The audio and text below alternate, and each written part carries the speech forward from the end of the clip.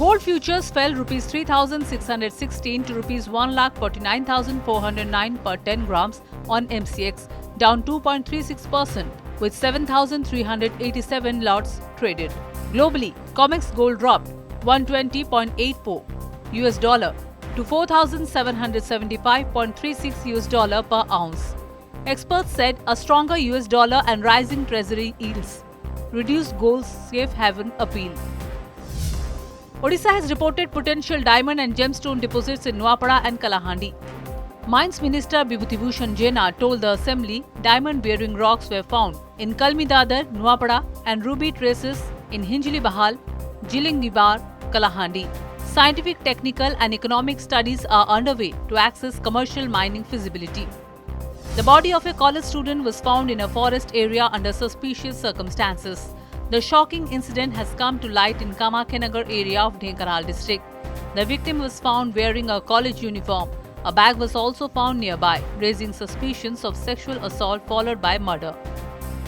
Odisha is experiencing heavy Kal Baishakhi rains, with the regional meteorological center warning that the spell will continue for the next 2 days. The weather department has issued an orange alert for 6 districts: Bargarh, Sambalpur, Jharsuguda, Sundargarh, Keonjhar and Mayurbhanj, where heavy to very heavy rainfall is expected over the next 24 hours. Odisha Vigilance arrested retired headmaster Pradeep Kumar Mahanti and his wife Geeta Rani Mahanti in a Rs 5.56 crore embezzlement case. Our sources said the duo absconding across Odisha and West Bengal fled Kolkata and hid in a Bhadrak hotel, where they were caught early Thursday.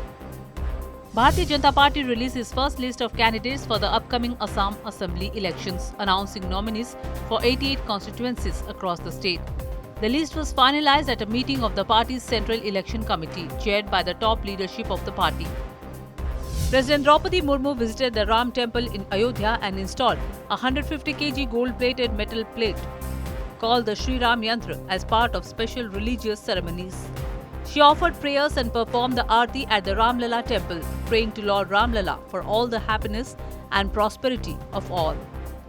Pakistan announced a temporary pause in hostilities with Afghanistan to mark the end of Ramadan after Kabul promised to avenge the deaths of hundreds killed in a strike on a Kabul drug treatment center. The halt in operations for Eid al-Fitr from Thursday to Monday had been requested by brotherly Islamic countries, Saudi Arabia, Qatar and Turkey, Information Minister Ataullah Tarar said. Iran launched missile strikes on Qatar's Ras Laffan industrial city, the world's largest liquefied natural gas hub, causing extensive damage, fires and sparking fears of a global energy crisis. Oil prices have already surged by nearly 8% and India, heavily reliant on Qatari LNG imports, faces potential supply disruptions.